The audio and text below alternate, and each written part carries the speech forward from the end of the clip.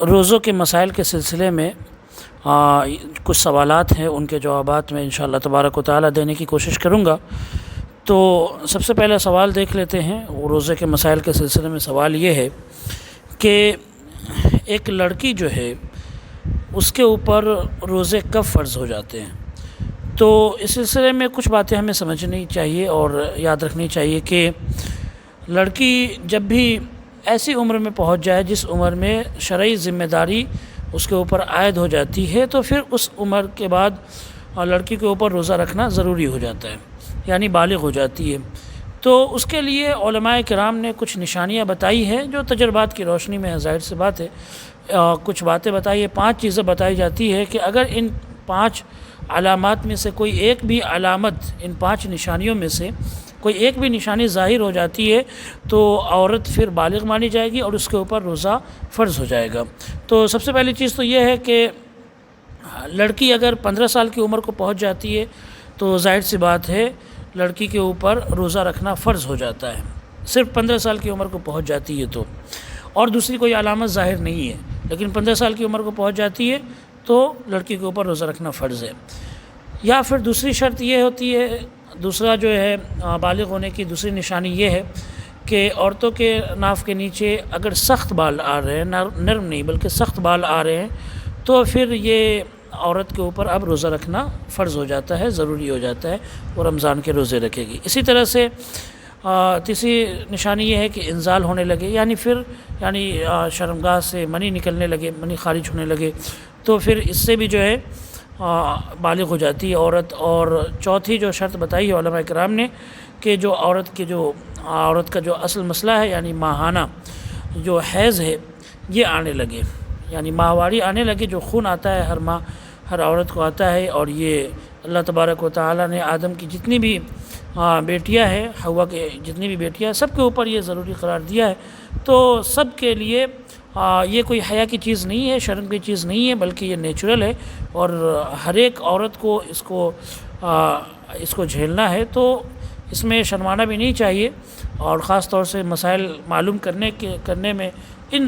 اس سلسلے میں ہمیں شرمانا نہیں چاہیے، عورتوں کو نہیں شرمانا چاہیے۔ تو اگر عورتوں کو ماہانہ آ جاتا ہے، یعنی حیض کے ایام شروع ہو جاتے ہیں، تو پھر یہ عورت بالغ ہو جائے گی اور اس کے اوپر اس کے بعد سے روزے رکھنے فرض ہو جاتے ہیں۔ یا پھر ایسا معاملہ ہے کہ عورت میں ان چاروں نشانیوں میں سے کوئی نشانی نہیں ہے، لیکن اس کی شادی ہو گئی اور وہ حاملہ ہو چکی ہے، تو پھر ظاہر سی بات ہے وہ بھی بالغ مانی جائے گی، اور ایسی عورت پر بھی روزہ رکھنا فرض ہو جائے گا۔ تو یہ 5 نشانیاں بتائی گئی ہے، ان 5 نشانیوں میں سے کوئی بھی ایک نشانی اگر ظاہر ہو جاتی ہے تو عورت بالغ مانی جائے گی، اور عورت کے اوپر روزے رکھنے پھر لازم ہو جائیں گے۔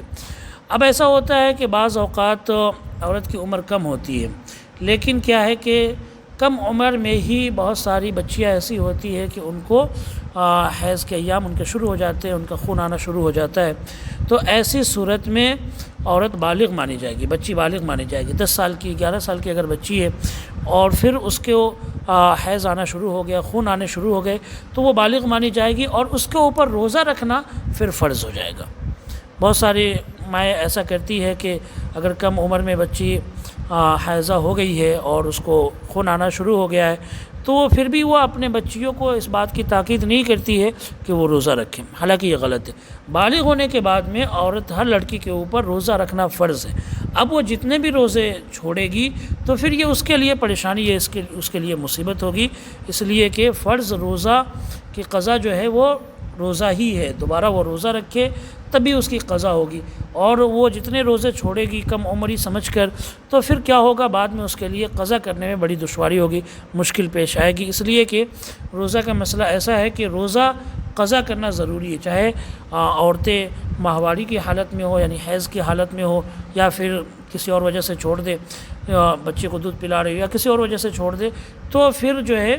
عورت کے اوپر قضا کرنا، روزوں کی قضا کرنا ضروری ہے۔ نماز کی قضا تو نہیں کرے گی، اگر ماہواری کے ایام میں جو نمازیں چھوٹ گئی ہے ان نمازوں کو اللہ تبارک و تعالی نے معاف کر دیا ہے، لیکن روزوں کی قضا ہے، روزوں کو اللہ تعالی نے معاف نہیں کیا ہے۔ تو یہ بات سمجھ لیں، اور ایک بہت بڑی غلطی ہے کہ اب بچیوں کو روزہ رکھنے کے لیے تاکید نہیں کیا جاتا ہے جبکہ وہ بالغ ہو جاتی ہیں پھر بھی۔ اسی طرح سے اب ایک مسئلہ آتا ہے عورتوں کے متعلق خاص طور سے کہ اگر کوئی عورت ایسی ہے کہ اس نے جو ہے رمضان میں اس کو حمل ٹھہرا، یا آپ یہ کہیں کہ رمضان میں بچہ ہوا، اور رمضان کے بعد میں ظاہر سی بات ہے رمضان کے مہینے میں نفاس کی حالت میں تھی، رمضان کے بعد میں اب بچوں کو دودھ پلانے لگی، دوسرا رمضان بھی آ گیا تو دوسرے رمضان میں ہی بچوں کو دودھ پلا رہی ہے، اور خطرہ ہے کہ اگر وہ روزے رکھے گی تو بچے کو نقصان پہنچے گا، تو اس میں کوئی حرج کی بات نہیں ہے، عورتیں روزہ نہ رکھیں، بلکہ جو ہے جو بھی اس کے روزے چھوٹے ہیں پچھلے رمضان اور یہ بھی رمضان، سارے رمضان کے روزوں کی عورت قضا کرے گی، بعد میں اس کو رکھے گی، چاہے بعد میں وہ کبھی بھی رکھے، رمضان کے مہینے کے علاوہ کبھی بھی وہ روزوں کی قضا کر لے، اس میں کوئی حرج کی بات نہیں ہے۔ اور روزوں کی قضا کیسے ہوگی انشاءاللہ تبارک و تعالی دوسری ویڈیو میں اس سلسلے میں بتاؤں گا۔ یہ سلسلہ رمضان کے مسائل کے سلسلے میں جاری رہے گا انشاءاللہ، تو آپ لوگوں سے یہی درخواست ہے کہ چینل کو سبسکرائب کریں، شیئر کریں اور ان باتوں کو آگے بڑھائیں۔